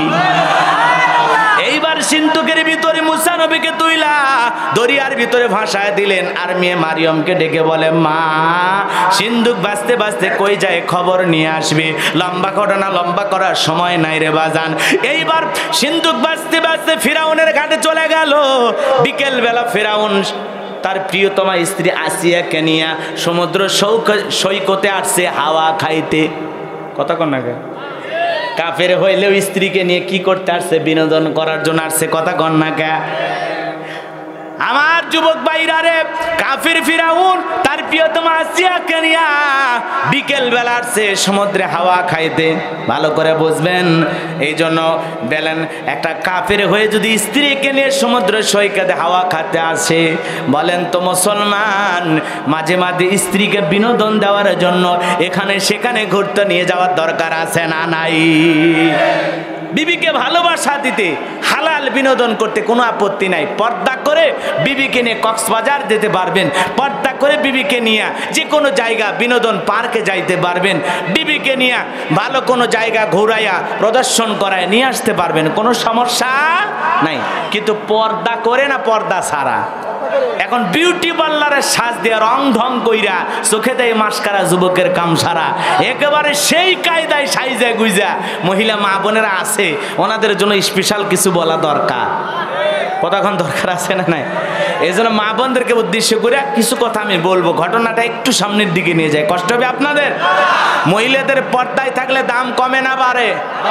আজকে যে সমস্ত বোনেরা পোশাকের স্বাধীনতার নামে ব্লাউজ ছাড়া শাড়ি পইরা দাদি নানির স্লোগান দেয়, দাদি নানি ব্লাউজ ছাড়া শাড়ি পরেছিল কি কারণে? অভাবের তাড়নায়। তারা পরেছিল ঘরের ভিতরে, লোকজনকে দেখানোর জন্য না। তোমার ব্লাউজ সারা দাদি নানির আমল করার এত ইচ্ছা, দাদি নানি তো কোনোদিন বিশ্ব রোডে আইসা, শাপলা চত্বরে আইসা, বিভিন্ন জায়গায় শাহবাগ চত্বরে আইসা কোনোদিন তো আন্দোলন করে বলে নাই আমি দাদি আমি নানি দেখো আমি ব্লাউজ সারা শাড়ি পরেছি।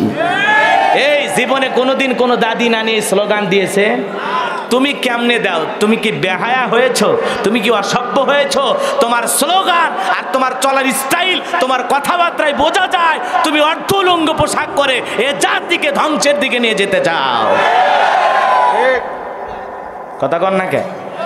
এই জন্য পোশাকের স্বাধীনতা বলে কিছু নাই। পোশাকের স্বাধীনতা ছিল, আছে, যে যার মতো পোশাক পরতেছে।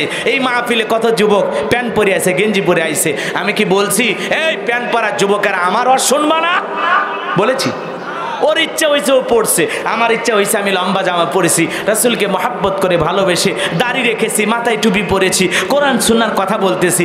ওর মন চাইলে আল্লাহ যদি ওর ভাগ্যে হেদায়েত লিখে রাখে ওরও পরিবর্তন হতে সময় লাগবে না। ও হয়তোবা কালকে থেকে টুপি পরতে পারে, ও হয়তোবা কাল থেকে নিয়ত করবে আর কোনোদিন দাড়িতে হাত দেব না। কথা বলে ঠিক কি না? কিন্তু তুমি বোন পোশাকের স্বাধীনতার নামে আর এগুলো বইল না। এমনিতেই চতুর্দিকে ধর্ষণের খবর পাওয়া যায়, ইফটিজিংয়ের খবর পাওয়া যায়। এই জন্য এই জাতিকে সুন্দর রাখতে হলে নারীদের পর্দায় থাকতে হবে। কথা বলেন ঠিক কিনা? নারীরা পর্দা করে ব্যবসা করতে পারে, চাকরি করতে পারে, কোনো সমস্যা নাই, কিন্তু পর্দা নারীদের জন্য ফরজ, এটা আল্লাহর বিধান, এটা আমল করতেই হবে। কথা বলেন ঠিক কিনা? এরপরে যদি কোনো বোনের মন চায় না চায়, আমরা কি জোর করে বোরকা পরায় দেব? কত বোন আছে বিভিন্ন পোশাক পরে রং ঢং করে নিজের দেহটাকে প্রদর্শন করে। আল্লাহ বলেন ওয়াকরনা ফি বুয়ুতিকুন্না ওয়ালা তাবাররাজনা তাবাররুজাল জাহিলিয়াতিল উলা। নারীরা তোমরা ঘরের ভিতর অবস্থান করো, খবরদার জাহিলিয়াতের যুগের মেয়েদের মতো নোংরা অশ্লীল পোশাক পরে নিজেকে প্রদর্শন করো না।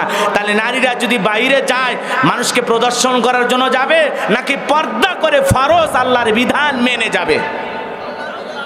এই জন্য মা একটা সম্ভ্রান্ত ভদ্র ফ্যামিলির মেয়ে কোনোদিন বেপর্দায় রাস্তাঘাটে বের হতে পারে না। পর্দা হলো প্রত্যেকটা নারীর সিকিউরিটি, পর্দা হলো একটা নারীর গৌরবের বিষয়, মর্যাদার বিষয়, সম্মানের বিষয়। কথা বলেন ঠিক কি না? একটা নারী যদি সুন্দর করে ঢিলে ঢালা বোরকা পরে হাত মোজা পা মোজায় লাগাইয়া রাস্তাতে হেঁটে যায়, সম্মানে আর শ্রদ্ধাতে চোখটা নিচে নেমে আসে আমাদের। কথা বলেন ঠিক কি না? এই জন্য মা ফাতেমার মতো আদর্শ বাস্তবায়ন করতে হবে, জান্নাতি নারীদের নেত্রী। কথা বলেন ঠিক কি না? এই জন্য তোমাকে ফাতেমার আদর্শ ধারণ করতে হবে, বলিউডের নায়িকার আদর্শ নয়। কথা কন? আল্লাহ আমার মা বোনদেরকে খাদিজার, ফাতেমা, আসিয়ার মতো হওয়ার তৌফিক দান করুক। জোরে বলেন আমিন। মহিলারা পর্দা সবচাইতে বেশি গুরুত্ব দেওয়া লাগবে। কথা কন না? আপনার স্ত্রী পর্দা করে না, আপনার অবস্থা ভালো না খারাপ? আপনার বোন পর্দা করে না, ভাই হিসেবে আপনার অবস্থা ভালো না খারাপ? একজন নারী জাহান্নামে গেলে 4 জন পুরুষকে নিয়ে যাবে। কয়জন? জোরে কন না কে?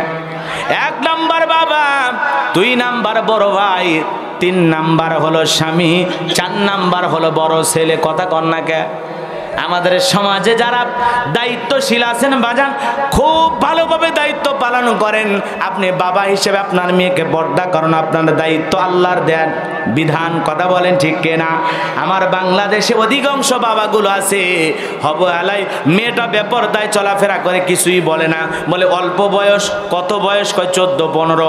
তাহলে একটা মেয়ের যদি 14-15-16 বছর বয়স হয়, সে কি অল্প বয়সের আছে নাকি এখন রাস্তাঘাটে বলতেছে আমি 16 পেরিয়ে গেছি বাবুরে? কথা কর না গা? আপনার মেয়ে 14-15 বছর বয়স হয়ে গেছে, কয়টা ছেলের সাথে প্রেম করে আপনি তো খবর রাখেন না। টের পাবেন সেই দিন অন্য ছেলের হাত ধরিয়ে পালিয়ে যাবে যেই দিন। আলহামদুলিল্লাহ, আলহামদুলিল্লাহ, একজন যুবক এই মাহফিলে বৈশা সব গান ডিলিট করে দিয়েছে। আল্লাহু আকবার বলেন। যুবক, তোমাকে এভাবেই পরিবর্তন করতে হবে, একদিন পরিবর্তন আসবে ইনশাআল্লাহ। যেদিন যুবকেরা গান শুনবে না, যাত্রার প্যান্ডেলে যাবে না, সিনেমা হলে যাবে না, যুবকেরা শুধু মসজিদে আসবে, মাদ্রাসায় আসবে, আর হক্কানি উলামা ইকরামদের তাফসীর মাহফিলে আসবে। এছাড়া যুবকদেরকে কোথাও পাওয়া যাবে না ইনশাআল্লাহ। রাগ করেছেন?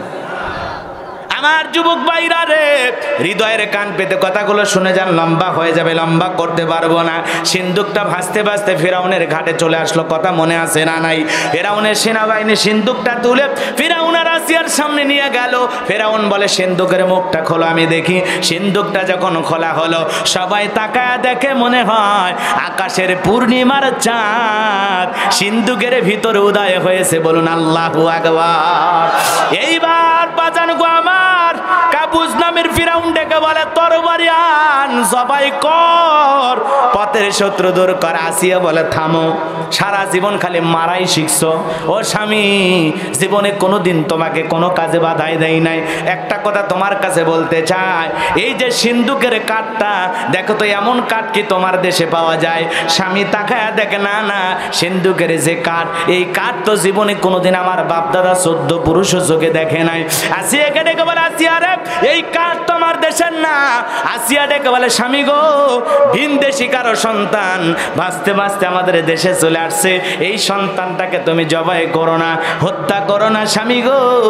এই সন্তানটাকে আমরা আমাদের পালক পুত্র হিসাবে লালন পালন করব। মাঝে মাঝে অনেক শক্ত স্বামীও স্ত্রীর কাছে দুর্বল হয়ে যায়। কথা কন না কে? স্বামী ফিরাউন চিন্তা করলো, তোমার মারলাম, বইয়ের একটা আবদার ঠিক আছে রাখলাম, কথা আছে যেখানে বাঘের ভয় সেখানে রাত হয়। যারে সে খুঁজতেছে সে এখন তার বাড়িতে। বলেন আল্লাহু আকবার। আসিয়া ডেকে বলে ঢোল পিটে খবর পৌঁছায় দাও, ফিরাউনের ছেলে সন্তান যে দুধ পান করাবে মাসে মাসে তারে বেতন দেওয়া হবে। এই কথা শুনে ঢোল পিটায় দেওয়া হলো। কে আসো, কোন নারী আসো, ফিরাউনের ছেলে সন্তানকে দুধ পান করাইবা, মাসে মাসে তাকে বেতন দেওয়া হবে। হাজার হাজার নারীরা লাইন ধরে মুসা নবীকে কোলে নিয়ে স্তনে মুখ লাগায় দেয়। আল্লাহর পয়গাম্বার কোন মহিলার স্তনে দুধ পান করে না। বলুন আল্লাহু আকবার। এইবার বাজান গো আমার, সমস্ত নারীরা যখন ব্যর্থ হয়ে চলে গেল, মুসা নবীর ওই যে বড় বোন নাম মারিয়ম ডেকে বলে, ও রানী আসিয়া, আমার কাছে এমন একটা ধাত্রীর খবর আছে যে কোন সন্তান সেই মহিলার দুধ পান করতে পারে। কই সে ধাত্রী? বলে 2 জন লোক পাঠায়া দেন, ওই মহিলাকে আপনার কাছে নিয়ে আসি। এইবার মুসা নবীর মাকে বাড়িতে নিয়ে আসা হলো। ফিরাউনের দরবারে আসার পর মুসা নবীর মা সন্তানকে কোলে নিয়া যখন স্তনে মুখ লাগা দিয়েছে, আল্লাহর পয়গাম্বার মুসা নবী মায়ের বুকের দুধ খাওয়া শুরু করে দিয়েছেন। বলুন আল্লাহু আকবার। এইবার রানী আসিয়া বলে, আপনার বেতন ডাবল করে দেওয়া হবে, থাকার কোয়ার্টার ফ্রি করে দেওয়া হবে। এইবার মুসা নবীর মা ডেকে বলে, রানী আসিয়া মনে কিছু নেবেন না, সন্তানকে যদি দুধ পান করাইতে চান আপনার বাড়িতে নয়, সন্তানকে দুধ পান করাবো আমি আমার বাড়িতে। জোরে বলেন আল্লাহু আকবার। আসিয়া বলে, আমি তাতেই রাজি, কোনো সমস্যা নাই। মুসা নবীর মা পৃথিবীর প্রথম মা, যেই মা তার সন্তানকে দুধ পান করানোর বিনিময়ে টাকা পাইছে। আল্লাহু আকবার। মুসা নবীর মা পৃথিবীর প্রথম মা, যে মা আপন সন্তানকে দুধ পান করায়, মাসে মাসে কি পাইছে? বেতন পাইছে। আল্লাহু আকবার বলে। বাজান লম্বা হবে, লম্বা করার সুযোগ নাই। মুসা নবী দুধ পান করা শেষ হয়ে গেল, আস্তে আস্তে বড় হতে লাগলেন। একদিন আসিয়া ডেকে বলে, স্বামী আপনার কোলে সন্তানকে নেন, মানুষ দেখলে মনে করবে ছেলে আপনার না, ধরেন একটু আদর করেন। এই কথা বলে ভিতরে চলে গেল। মুসা নবীর ফুটফুটে চাঁদের মতো সুন্দর চেহারা দেখে ফিরাউনের মায়া লাগে গেছে। মনে মনে ভাবছে একটু আদর করব। এই নিয়তে ঠোঁটটা বাড়াইয়া চুমা খাওয়ার নিয়তে যখন ঠোঁটটা বাড়াইছে, মুসা নবী এমন একটা 5 মনোজনের থাপ্পড় লাগায়া দিয়েছে। ফিরাউন থাপ্পড় খায় চিৎকার মারে উঠছে। আশেপাশের লোকজন আইসে ডেকে বলে, নেতা এত জোরে চিৎকার মারলেন, ব্যাপারটা কি? ছেলে যে থাপ্পড় মারছে এই কথা বললে কি ইজ্জত থাকবে? ধমক দিয়ে বলে, যা, এমনি চিল্লাইছি, যা। এই কথা বলে লোকজনকে তাড়াইয়া দিয়া ডাক দে বলে, আসিয়া, ও আসিয়া। তারা তাড়াতাড়ি করে আই। বলে কি হয়েছে? ষাঁড়ের মতো চিল্লাও গা। কয় চিল্লাবো না, এই ছেলে আর এই ছেলের চোখে মুখে যে আগুন দেখছি, মুসা ছাড়া কেউ না। তরবারি আন, জবাই করি, পথের শত্রু দূর করে। বলে কি করেছে? বলে এই ছেলে আমারে থাপ্পড় মারছে। আসিয়া বলে ঢং করা জায়গা পাও না, এই ছোট বাচ্চা তোমারে থাপ্পড় মারছে। আমি বিশ্বাস করতে পারলাম না। ফেরাউন ডেকে বলে আসিয়া রে, তোর গালে মারে নাই, থাপ্পড় মারছে আমার গালে। ও মজা কি আমি টের পাইছি। কথা কন না কে? এ বাজান গো, আমার লম্বা হবে, লম্বা করতে পারবো না। অনেক পরীক্ষা নিরীক্ষা হয়ে গেল। মুসা নবীর বয়স হয়ে গেল 25 বছর। কয় বছর? 25 বছরের টকবকে যুবক। কিপ্তি আর বনি ইসরায়েলের মধ্যে দুইজন ঝগড়া লেগে গেছে। মুসা নবী তার নিজ সম্প্রদায়ের লোকের পক্ষ নিয়ে কিপ্তিকে ডেকে বলে, ওই ফিরাউনের চামচা, যেখানে সেখানে মাথা মারো। চামচা মানে বোঝেন না? বোঝেন? বোঝেন? বাপ রে বাপ, ওর গরম এলাকায় থাকা যায় না। যারে তারে দেখে আর বলে আমারে চিনিস? এ চিনিস? দিনের বেলা খায় ফেলে দেবো রে, দিনের বেলায়। আছে না? নাই। বাপ রে বাপ, ছোট ছোট নেতার গরমে এলাকায় থাকাই যায় না। হ্যাঁ, কথা কর না কেন? এত গরম দেখায় না ভাই, এত গরম দেখায় না। আল্লাহ যদি 3 বার বমি দেয় আর পিছনের দরজা একবার ঢিল করে দেয়, ঝিনাইদহ সদর হাসপাতালে ভর্তি হওয়া লাগবে। কথা কন ঠিক কেনা? সকালবেলা স্ত্রী দেখতে গেছে স্বামীকে, যা বলতেছে, ও সেলিমের বাপ, শরীরের কি অবস্থা? কয় মা তুই দোয়া কর। বড় ছেলে দুপুরবেলা দেখতে গেছে, আব্বা শরীরের কি অবস্থা? কয় ভাই তোমাকে চিনতে পারলাম না। তা আল্লাহ যদি পাতলা পায়খানার বমি দেয়, দাঁড়িয়ে থাকবার পারবা না। একটু হুমকি ধমকি কম দেয়, কয় আমারে চেনো? বাপ রে বাপ। হ্যাঁ, মই কি হনুরে, ওগুলোই তো হুন্ডে নিয়ে বেঁকা হয় একদিক করে। হ্যাঁ, কে এখন ওরকম করিস কে? হ্যাঁ, বাপ রে বাপ, ওই হুন্ডে পায় আর কিছু মনে করে না। রাস্তার এদিকে একবার, ওদিকে একবার, বাপ রে বাপ, মানে আর বাপের রাস্তা। হ্যাঁ, কথা কর না কে?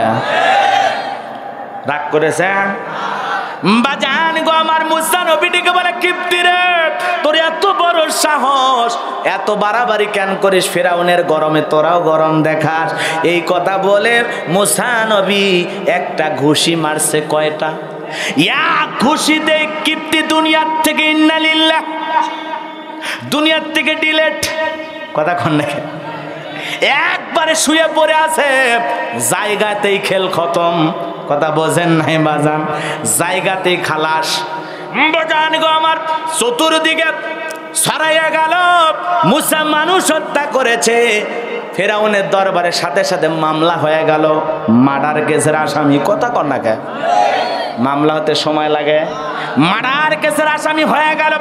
আল্লাহ ডেকে বলে, মুসা আর থাকা যাবে না, যাও যাও মাদাইনের দিকে রওনা করো, ওই দিকে তোমার জন্য ভিআইপি বাড়ি অপেক্ষা করতেছে। আল্লাহর অর্ডার পায় মুসা নবী চলে গেল মাদাইনে। লম্বা ঘটনা, লম্বা করার যেহেতু সুযোগ নাই, চলে গেলেন শুআয়ব আলাইহিস সালামের 2 মেয়ের সাথে তার বাড়িতে। শুআয়ব আলাইহিস সালামের 2 মেয়ে মুসা নবীর প্রশংসা করলেন যে এমন একটা ছেলে। বাজান গো, এতটা লম্বা সময় ধরে ছেলেটার সাথে কাটাইলাম, একটা বারও আমাদের 2 বোনের চেহারার দিকেও তাকায় নাই। বলুন সুবহানাল্লাহ। কুল্লিল মুমিনিনা ইয়াগুদ্দুনা মিন আবসারিহিম, মুমিন পুরুষ যারা, তাদের দৃষ্টি থাকবে নিচের দিকে। কোন মেয়ে সেজে গেল পরীর মতো, একবারও তাকাবে না, কারণ মুমিন চোখ হেফাজত করবে কার অর্ডারে। ও সাজতে পারে, ও সেজে গুজে যেতে পারে মহিলা, কিন্তু আমি তাকাবো না। আমি মুমিন, আমার চোখকে নিম্নগামী করে, আমার লজ্জাস্থান, আমার চোখকে হেফাজত করে জমিনে চলা লাগবে। মুসা নবীর প্রশংসা করতেছেন, বাবা এতটা লম্বা সময় এই ছেলেটার সাথে আমরা কাটাইলাম, আমরা 2 বোন, একটা বারো এই ছেলে এতটা লাজুক আমাদের চেহারা পর্যন্ত দেখে নাই। সুবহানাল্লাহ বলে। আর আমরা এমন পুরুষ, এমন বখেটা হয়ে গেছি, রাস্তার একটা মহিলা যা, ও বুড়ি হোক আর চুরি হোক, একবার দেখে। কথা কন না কে? একবার দেখবেই।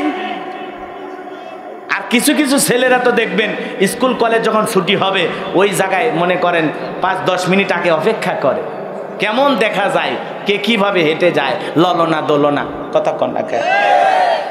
এরকম যুবক অবশ্য আপনাদের এলাকায় নাই, কারণ আমি জানি ঝিনাইদহের যুবকেরা সব আল্লাহর ওলি। আমার যুবক ভাইরা রে, সামনের দিকে যায়, লম্বা হবে, লম্বা করব না। শুআয়ব আলাইহিস সালাম বয়স হয়ে গেছে, বয়সের ভারে তিনি এখন অসুস্থ। কথা বোঝেন নাই? মেয়ের মুখে যখন প্রশংসা শুনলেন খুশি হয়ে গেলেন। মুসা আলাইহিস সালামকে কাজ দিলেন রাখাল হিসাবে। কি হিসাবে? রাখাল হিসাবে বাড়িতে চাকরি দিলেন। রাখালের চাকরি আল্লাহর পয়গাম্বার মুসা নবী করতেছেন। ব্যবহার চাল চলনটা অবশ্য দেখে এত খুশি হয়ে গেলেন, নিজের জামাই বানায় নিলেন। আল্লাহু আকবার বলেন।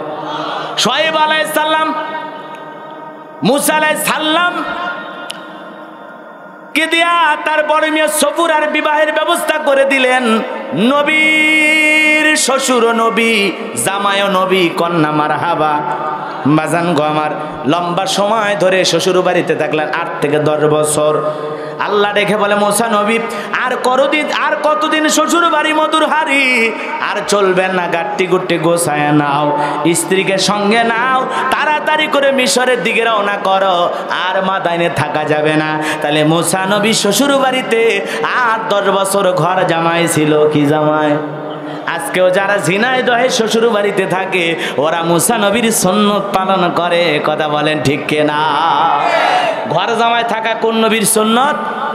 মুসা নবীর সুন্নত। এজন্য ঘর জামাইয়ের সাথে খারাপ ব্যবহার করবেন না, মনে থাকবেন। ঘর জামাই যদি রাগ করে মেয়ে রেখে চলে যায় তো কাঁদা ছাড়া উপায় নাই।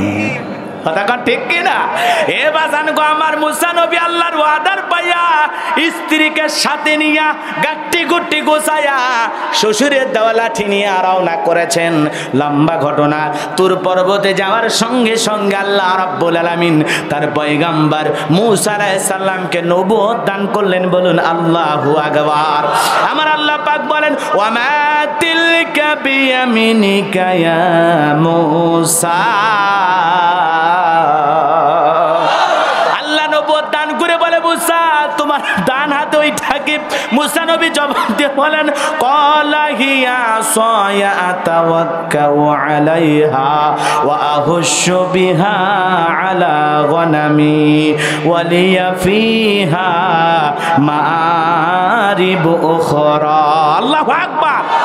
মুসা নবী ডেকে বলে, আল্লাহ আমার হাতে এটা লাঠি, এইটার উপর ভর দিয়ে চলি, ছাগলের জন্য পাতা পারি, ইত্যাদি অনেক কাজ করি। আল্লাহ ডেকে বলে, মুসা প্রশ্ন করলাম একটা, জবাব দেওয়া যাবে একটা। মুসা নবী এত কথা কেন বলতেছেন? কারণ মুসা নবী কথা বলেন কার সাথে? আল্লাহর সাথে কথা বলতে মজা আছে না নাই? জোরে বলেন আছে না নাই? এই জন্য মুসা নবী ইচ্ছা করে কথা বেশি বলার জন্য কথা বাড়িয়েছিলেন। বলেন আল্লাহু আকবার। এরপরে আল্লাহ রাব্বুল আলামিন বলেন, মুসা ক্বালা আলকিহা ইয়া মুসা। এতদিন দেখেছো লাঠি দিয়া তুমি ভর দিয়ে চলেছ, লাঠি দিয়া ছাগলের জন্য পাতা পেরেছ। এইবার আমি আল্লাহ তোমাকে অর্ডার করি, ওই হাতের লাঠিটা তুমি সামনের দিকে নিক্ষেপ করো। ফাআলকাহা ফাইদা হিয়া হাইয়াতুন তাসআ। আল্লাহর অর্ডার পেয়ে মুসা নবী যখন হাতের লাঠিটা সামনের দিকে নিক্ষেপ করলেন, নিক্ষেপ করা মাত্র বিশাল একটা হয়ে গেল বড় সাপ। মুসা নবী বলে, বাপ রে বাপ, এই যে জাতের সাপ আমার বংশ করে দিবে সাপ। এই কথা বলে জোরে মারছে লাভ। আল্লাহ বলে, মুসা ভয় পেও না। ক্বালা খুযহা ওয়ালা তাখাফ সানুঈদুহা সিরাতাহাল উলা। আল্লাহু আকবার। আল্লাহ ডেকে বলে, মুসা ভয় পেও না, যেই লাঠিটা তুমি ফেলে দিয়েছো সাপ হয়েছে, ওই সাপের দিকে হাত বাড়াও, আমি আল্লাহ তাআলা আবার পূর্বের মতো লাঠি বানায় দেব। বলুন সুবহানাল্লাহ। ভয়ে ভয়ে ভয়ে ভয়ে হাতটা বাড়াইছেন আল্লাহর অর্ডার পাইয়া। যখন ধরতে গেছেন আবার সুন্দর লাঠি হয়ে গেছে। আল্লাহু আকবার। এরপরে আল্লাহ রাব্বুল আলামিন বলেন, ওয়াদহুম ইয়াদাকা ইলা জানাহিকা তাখরুজ বাইদা মিন গায়রি সুইন আয়াতান উখরা লিনুরিয়াকা মিন আয়াতিনাল কুবরা। মুসা তোমার ডান হাতটা বগল নিচে ঢুকাও, ওখান থেকে বের করো, কোনো দুধ ছাড়া আমি আল্লাহ পাক ধপ ধপ উজ্জ্বল সাদা চমৎকার দেখাইলাম। বলুন আল্লাহু আকবার। সাদা উজ্জ্বলে দেখাইলো, হাতটা চমকাইতেছে। আল্লাহু আকবার বলেন। আল্লাহ পাক দেখে বলে মুসা এই যে কুদরতের দুইটা নিদর্শন দান করলাম, কয়টা নিদর্শন? এই দুইটার নাম কি? মুজিজা। নাম কি? লাঠি ফেলালে সাপ হয়, আর বগল নিচে হাত দিলে ধবধবে উজ্জ্বল সাদা চমৎকার সুন্দর দেখায়। বলুন আল্লাহু আকবার। এই যে দুইটা কুদরতের নিদর্শন দান করলাম, দুইটা মুজিজা দান করলাম, আর নবী বানায় দিলাম। এইবার তোমার দায়িত্ব, ইযহাব ইলা ফিরআউনা ইন্নাহু তাগা। আল্লাহু আকবার। এইবার তোমার দায়িত্ব, যাও ওই ফিরাউনের দরবারে দাওয়াত নিয়ে যাও। ওই ফিরাউন সীমা লঙ্ঘন করেছে, ওর পাপের 16 কলা পূর্ণ হয়ে গেছে, নিজেকে রব বলে দাবি করে। 40 বছর শিক্ষা ব্যবস্থা বন্ধ করেছে, ঘরে ঘরে ওর তৈরি করা মূর্তি ঢুকায়া দিয়েছে। কথা কোন? কত বড় জালেম চিন্তা করছেন? কয় বছর শিক্ষা ব্যবস্থা বন্ধ রাখছে? 40 বছর। আর ঘরে ঘরে ওর চেহারার আকৃতি মতো মূর্তি বানায়া ঢুকে দিয়েছে। কথা কন না? 40 কি হয়েছে? রাগ করছে? দোয়া করে দেবো না। কষ্ট হচ্ছে আপনাদের? এতক্ষণ তো আমি তার মূল ঘটনাগুলো বললাম, এখন হলো তাফসির, কোরআনের আলোকে কথাগুলো শুনবেন। পুরো ঘটনাটাই কোরআনের ভিতরে আছে না নাই? শৈশবকাল বললাম, এখন নবুয়ত প্রাপ্তর পরে ফেরাউনের সাথে যে লড়াইটা, শুনে বাড়িতে যাবেন নাকি এখনই যাবার চাচ্ছেন? সাইজ করে যাবেন না? ফিরাউন সাইজ না করলে রাতের ঘুমায় ছবি। কারা কারা শেষ পর্যন্ত 2 হাত তুলে দেখান, লিল্লাহে তাকবীর। হাত নামান, হাত নামান। রাগ করতেছে? বাজান গো, আমার হৃদয়ের কান পেতে কথাগুলো শুনে যান। আল্লাহ অর্ডার দিল, মুসা যাও ফিরাউনের দরবারে দিনের দাওয়াত নিয়ে যাও। ফিরাউনের কত কাফের জালেমের কাছে দাওয়াত দেওয়ার কথা বলতেছেন কে? আল্লাহ। কে? এই দুনিয়াতে যত বড় জালেম হোক, কাফের হোক, বেঈমান হোক, তার দাওয়াত দেওয়ার অধিকার আপনার আমার আছে না নাই? জোরে বলেন, আছে না নাই? আগে অভিশাপ দেন না, আগে বদদোয়া দেন না, আগে হেদায়েতের জন্য দোয়া করেন। এরপরে যদি আল্লাহ ভাগ্যে হিদায়ত না দেয়, পূর্বে জালেমদের যা হয়েছে ওদেরও যেন তাই হয়। কথা বোঝেন নাই? কিন্তু প্রথমে হেদায়েতের দোয়া করা লাগবে। কিসের দোয়া? ফেরাউনের মতো জালেম কাফেরের কাছে আল্লাহ পাক পয়গম্বর মুসা নবীকে বলতেছেন, ইযহাব ইলা ফিরআউনা ইন্নাহু তাগা। ওই ফিরাউনের কাছে যাও, ও সীমা লঙ্ঘন করেছে। ওই জালেম জুলুম করে, অত্যাচার করে নিজের সব আইন জনগণের উপরে চাপায় দিয়েছে। যাও ওর কাছে যা বলো, তোর বানানো আইন দিয়া আর সমাজ, রাষ্ট্র আর জীবন আর দেশ চলবে না। এখন চলবে আলা লাহুল খলক ওয়াল আম, সৃষ্টি যার, আইন চলবে ও সে আল্লাহ। জমিন কা? এই জমিন আইন চলবে কা? সেই লক্ষ্যে আপনার আমার কাজ করার দরকার আছে না নাই? এতে আল্লাহর আইন প্রতিষ্ঠিত হোক আর না হোক, কিন্তু আপনার আমার দিল থেকে চাওয়া লাগবে, জমিনও যার, আইনও চলবে সে আল্লাহ। এই স্লোগানের সাথে একমত থাকার দরকার আছে না নাই? আমার যুবক ভাইরা রে, লম্বা হবে, আমি লম্বা করতে পারবো না। মুসা নবী ডেকে বলে, আল্লাহ যার ভয়ে এতদিন আত্মগোপন করেছিলাম, যার ভয়ে এতদিন শ্বশুর বাড়িতে ছিলাম, ও আল্লাহ আপনি কি ভুলে গেছেন? ওই ফিরাউনের দরবারে আমি মার্ডার কেসের আসামি, গেলেই তো ফাঁসি দিয়া মারবে, মামলা রেডি করা আছে। কথা কর না কে? গেলেই ফাঁসি দিয়া মারবে। আল্লাহ ডেকে বলে, মুসা টেনশন নেবার কোনো কারণ নাই, আমি আল্লাহ যার সাথে আছি, কোন জালেম ফাঁসি দিয়াও মারতে পারবে না, পানিতে ডুবাইয়াও মারতে পারবে না, আগুনে পোড়াইয়াও মারতে পারবে না। আল্লাহু আকবার। নমরুদ পেরেছিল ইব্রাহিমকে পোড়াইতে, কারণ ইব্রাহিমের পক্ষে ছিলেন কে? মুসাকে ফাঁসি দিয়ে মারতে পারবে না, কারণ মুসার পক্ষে আছেন তিনি কে? ইউনূস নবী পানিতে ডুবে মরেছিল, কে বাঁচিয়ে রেখেছিলেন? আপনি আমি যখন আল্লাহর হয়ে যাব, তখন সকল মুসিবত আর বিপদ থেকে আল্লাহ আমাদেরকে হেফাজত করবেন। কথা বলেন ঠিক কিনা? আমার ভাইয়েরা, আল্লাহ ডেকে বলে, মুসা যাওয়াই লাগবে। মুসা নবী ডেকে বলে আল্লাহ যেতেই হবে। বলে হ্যাঁ যাওয়াই লাগবে, নবী বানাইছি, দায়িত্ব দিয়েছি, দায়িত্ব পালন করতেই হবে। মুসা নবী ডেকে বলে আল্লাহ যেহেতু আপনার অর্ডার যেতেই হবে, যেহেতু যাওয়াই লাগবে, একটু আপনার কাছে দোয়া করি। পয়গম্বর দোয়া করেন, ক্বালা রাব্বিশ ইশরাহ লি সাদরি ওয়া ইয়াসসির লি আমরি ওয়াহলুল উকদাতাম মিন লিসানি ইয়াফকাহু কওলি ওয়াজআল লি ওয়াজিরাম মিন আহলি হারুন আখি। আল্লাহু আকবার। পয়গম্বর দোয়া করলেন আল্লাহ আমার বক্ষকে প্রশস্ত করে দাও, হে আমার রব আমার বক্ষকে প্রশস্ত করে দাও, আমার কাজকে সহজ করে দাও, আমার জিহ্বার জড়তা দূর করে দাও, যাতে সহজে ওরা আমার কথা বুঝতে পারে। আর আমার আহাল পরিবারের মধ্য থেকে একজন সাহায্যকারী আমার ভাই হারুনকে আপনি নবুয়ত দান করেন, তাকে আমার সাহায্যকারী হিসাবে আমি পাশে চাই। বলেন আল্লাহু আকবার। আল্লাহ রাব্বুল আলামিন পয়গম্বর মুসা নবীর দোয়া করে দোয়া কবুল করে বলেন ও মুসা আমি আল্লাহ পাক তোমার দোয়া কবুল করে তোমার ভাই হারুনকে নবুয়ত দান করলাম। বলুন আল্লাহু আকবার।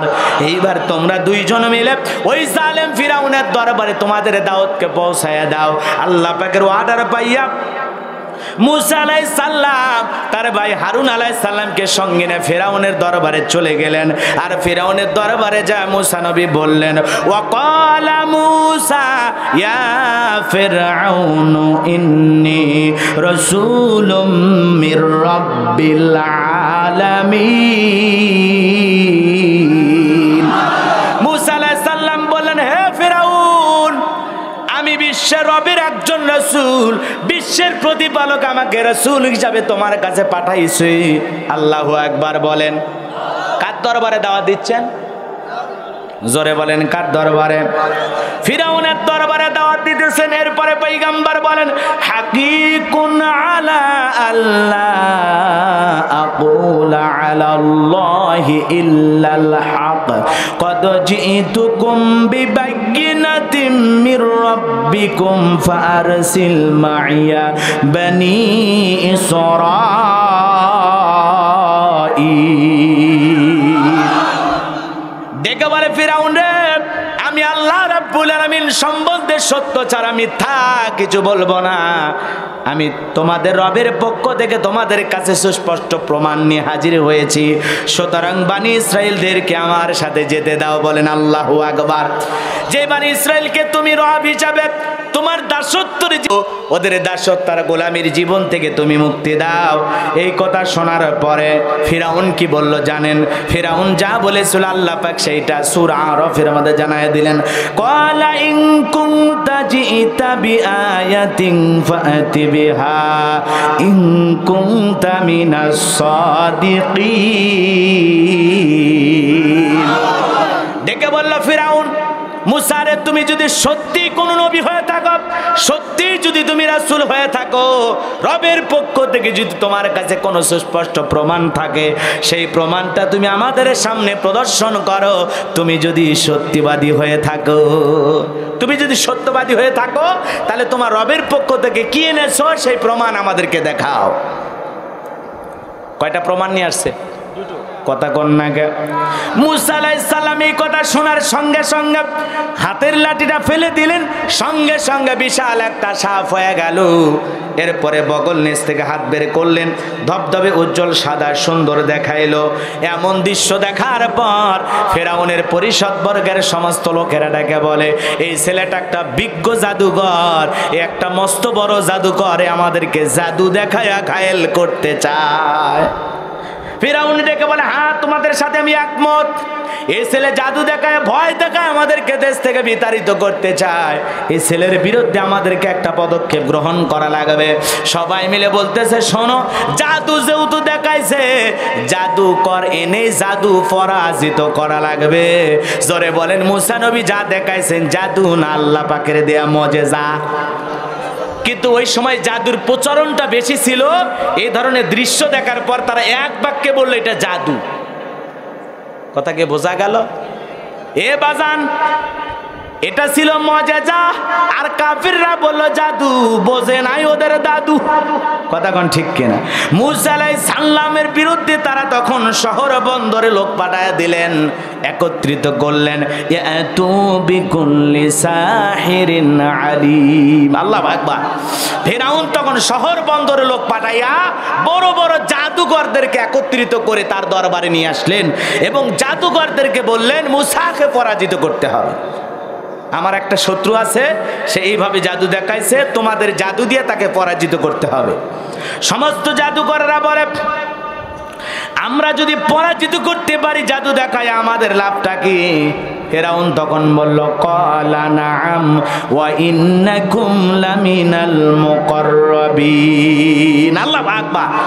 তোমরা যদি জাদু দেখায় মুসাকে পরাজিত করতে পারো, আমার শত্রুর উপরে যদি বিজয় লাভ করতে পারো, আমি তোমাদের সবাইকে আমার নিকটবর্তী লোক বানায় নেব, কাছের লোক বানায় নেব, আমার লোক বানায় নেব। কথা কন না কে? কি লোক বানায় নেবে?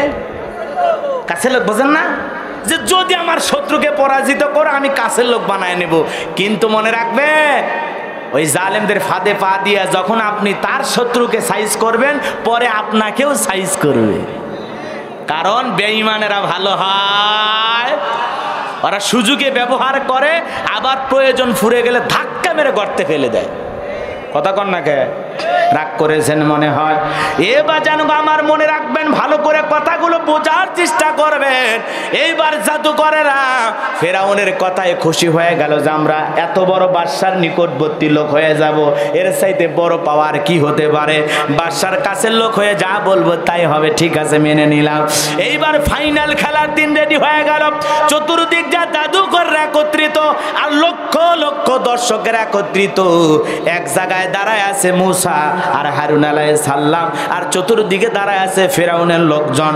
বাজান গো আমার, এইবার মুসা নবীকে লক্ষ্য করে জাদুকররা ডেকে বলে, মুসা রে, জাদু আগে তুমি নিক্ষেপ করবা নাকি আমরা নিক্ষেপ করব?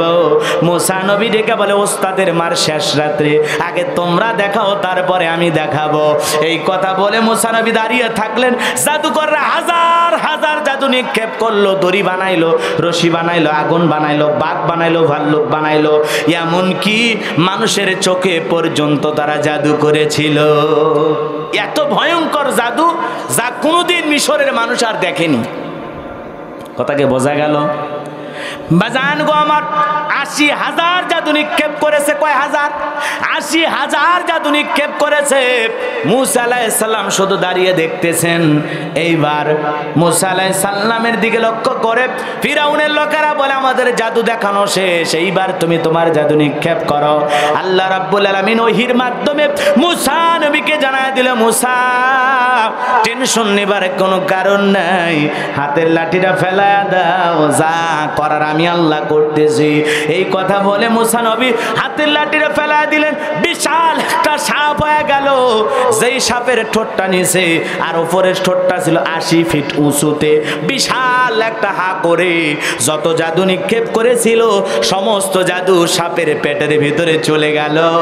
এরপরেও সাপটিকে বলে, ফিরআউন রে, আরো কি জাদু আছে? আল্লাহু আকবার বলেন। এমন দৃশ্য দেখার পর ফিরআউনের পিছনে রাস্তা দিয়ে গরম হাওয়া বের হয়ে গেছে, যে এত কষ্ট করে এত আয়োজন করলাম আর মুসার এক লাঠির কাছে সব শেষ। তখন জাদুঘররা কি করলো?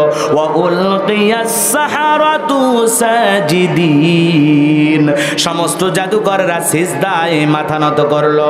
ক্বালু আমান্না বিরাব্বিল আলামিন রব্বি মুসা ওয়া হারুন। সমস্ত জাদুকরেরা ঈমান আনলো, মুসা আলাইহিস সালামের দাওয়াতকে গ্রহণ করলো। কারণ জাদুকররা জাদু চেনে। কথা বলো, জাদুকরেরা যারা স্বর্ণকার তারা সোনা চেনে না? কথা কর না কে ভাই? তো যারা জাদু করে ওরা জাদু চেনে যে এটা জাদু না, মুসা আলাইহিস সালাম যা দেখাইছে এর পিছনে কুদরতি কোনো শক্তি আছে, এটা মানুষের পক্ষে সম্ভব নয়। এই জন্য জাদুকরেরা বুঝতে পেরেছে যে মুসা আলাইহিস সালাম যে রবের দাওয়াত দেয়, যে এক আল্লাহর দাওয়াত দেয়, ঠিক সেই আল্লাহরই এটা খেলা। তখন তারা মাথা নত করে বলে, ক্বালু আমান্না বিরব্বিল আলামিন, আমরাও ঈমান আনলাম সেই বিশ্বের প্রতিপালকের প্রতি, রব্বি মুসা হারুন, যে হলো মুসা এবং হারুনের রব, তার প্রতি আমরা ঈমান আনলাম। বলেন আল্লাহু আকবার। জাদুঘররা কালেমা পড়ে কি হয়ে গেল? ঈমানদার হয়ে গেল। বলুন আল্লাহু আকবার। এমন দৃশ্য দেখার পর ফেরাউন জালেম ঘোষণা করলো, তোমরা যারা মুসার কাছে ঈমান আনলা, মুসার কালেমা গ্রহণ করলা, শুনে নাও, আমি জালেম ফিরাউন তোমাদের ফাঁসিতে চড়াবো, শুলে চড়াবো, হাত পা দেহ থেকে আলাদা করব। বলেন তো, জালেমেরা যখন কোনো কিছুতে পারে না, তখন ওদের শেষ অস্ত্র হলো হুমকি। কথা কন না কে? শেষ অস্ত্র কি? হুমকি। বলতেছে তোমাদের শুলিতে চড়াবো, ফাঁসিতে চড়াবো, তোমাদের জেলখানায় ঢুকাবো, তোমাদের যেভাবে হোক শেষ করে দেব, আমার অনুমতি ছাড়াই তোমার ঈমান গ্রহণ করলা। এইবার ওই সমস্ত ঈমানদাররা ঈমান গ্রহণ করার সাথে সাথে স্পিরিট এত বাইরে গেছে, ডেকে বলে, ফিরাউন, মৃত্যুর ভয় দেখায় এখনো লাভ নাই, মরা যেহেতু লাগবে, বেঈমান হয়ে মরবো না, মুসা নবীর কাছে ঈমান গ্রহণ করে ঈমানদার হয়ে মরতে চায়। এই জন্য মরা যেহেতু লাগবে, জালেমের কাছে মাথা নত না করে ঈমানদার হিসাবে মাথা উঁচু করে আল্লাহ দেব, আল্লাহ দেব না। কথা বলেন ঠিক কিনা? রাগ করেছেন মনে হয়। এ বাজান গো আমার, মুসা আলাইহিস সালামের উপর অত্যাচার নির্যাতন শুরু হয়ে গেল, উম্মতের উপর অত্যাচার নির্যাতন শুরু হয়ে গেল। দলে দলে মানুষ কালেমা পড়ে মুসলমান হলো। লম্বা ঘটনা লম্বা করব না। এইবার জালেম বাদশার ফাইনাল খেলা যেদিন হয়েছিল বাজান, ভালো করে বোঝার চেষ্টা করবেন। চতুর্দিক দিয়ে মুসা নবীকে আক্রমণ করেছে। মুসা নবী তার উম্মত সহ নদীর পাড়ি গিয়ে অপেক্ষমান, আর এইদিকে ফেরাউনের সেনাবাহিনী, পিছনে তাকায় সেনাবাহিনী, চতুর্দিকে তাকায় সেনাবাহিনী, সামনে শুধু নদী। মুসা নবীর উম্মতরা ডেকে বলে, আর বুঝি বাঁচা গেল না, মনে হয় আজকের জীবনের এই জায়গাতে ইতি হয়ে যাবে, জীবনটা মনে হয় এই জায়গায় শেষ হয়ে যাবে। মুসা নবী বলে, টেনশন নিবার কোনো কারণ না, এখানে শুধু তোমরা আর আমরা নাই, আমাদের সাথে আর একজন আছেন, তিনি আমাদের রব, আমাদের আল্লাহ, তিনি আমাদের ব্যবস্থা করবেন। বলুন আল্লাহু আকবার। এইবার আল্লাহ ডেকে বলে, মুসা, তোমার হাতের লাঠি ফেলাইয়া, এতদিন দেখেছো সাপ হয়েছে, ওই হাতের লাঠি দিয়া সমুদ্রে একটা বাড়ি মারো, আমি আল্লাহ তোমাদের জন্য ভিআইপি রাস্তার ব্যবস্থা করে দেব। আল্লাহু আকবার। আল্লাহ পাকের পয়গম্বর, আল্লাহ পাকের ওয়ার্ডার পাইয়া যখন সমুদ্রে বাড়ি মারলেন, সুন্দর একটা রাস্তা তৈরি হয়ে গেল। আল্লাহর ওয়ার্ডার পাইয়া ওই রাস্তা দিয়া পয়গম্বর তার উম্মত এবং তার সমস্ত উম্মতদেরকে নিয়া ওই সুন্দর নদী পার দিলেন। বলুন আল্লাহু আকবার। নদীর যখন ওই পারে তারা চলে গেছে, ফিরাউন রাস্তার কাছে আইসা দেখে, বাপ রে বাপ, এ তো ভিআইপি রোড, মনে হয় আর বাপ দাদা খালু বানায়া গেছে। এই চিন্তায় যখন ওই রাস্তা দিয়ে পার হতে চায়, বলেন তো আল্লাহ এটা কি ইমানদারের জন্য বানাছে না বেঈমানের জন্য? এই রাস্তা ইমানদারদের জন্য পাড়ি দেওয়ার সুন্দর হবে, কিন্তু বেঈমানের জন্য এই রাস্তা নয়। ওরা যখন ওই রাস্তা দিয়ে মাঝামাঝি চলে গেছে, আল্লাহ ডেকে বলে, নদীর পানি রে, এতদিন তোরা কি ছিল? কয় পানি। তাহলে তোর বুকে এখন কি? কয় রাস্তা। কয় আমি আল্লাহ রাস্তা দেখতে চাই না, পানি তুই তোর খেলা দেখা। রাস্তা শেষ হয়ে গেল, পানির উতাল পাতাল ঢেউ, ফিরাউনের সমস্ত সেলা সামুন্ডা যা ছিল সব পানি খায় শেষ। কথা বোঝেন নাই? এইবার আছে বড়টা। কথা বোঝেন নাই? ফিরাউনের সেলা সামুন্ডা সেনাবাহিনী যা ছিল সব পানি খায় ফুলে উঠছে। এইবার আছে বড়টা। ওই বড় শয়তান এইবার ডেকে বলে কি? ক্বালা আমানতু আন্নাহু লা ইলাহা ইল্লাল্লাযী আমানাত বিহি বানু ইসরাঈলা ওয়া আনা মিনাল মুসলিমিন। ডেকে বলে, আল্লাহ আমি ঈমান আনলাম, বনি ইসরায়েলে যে আল্লাহর প্রতি ঈমান আনছে, আমিও সে আল্লাহর প্রতি ঈমান আনলাম। ওয়ানা মিনাল মুসলিমিন, আল্লাহ আমি তো মুসলমান হয়ে গেছি। আর পরে সুবাউকে কথা বুঝছেন? ঠেলার নাম বাবাজি। কথা বোঝা গেছে আমার? বুঝতেছেন আপনারা? পানি খাইয়া খাইয়া যখন ফুলে উঠছে তখন বলতেছে ও আনা মিনাল মুসলিমিন, আল্লাহ আমি মুসলমান হয়ে গেছি। বলেন তো এই ফিরাউন মার্কা মুসলমান আল্লাহ নেবে? আর ওই সময় যদি আল্লাহ ফিরাউনের ইমানটা গ্রহণ করতেন, ইমান ওইটা যদি আল্লাহ কবুল করতেন,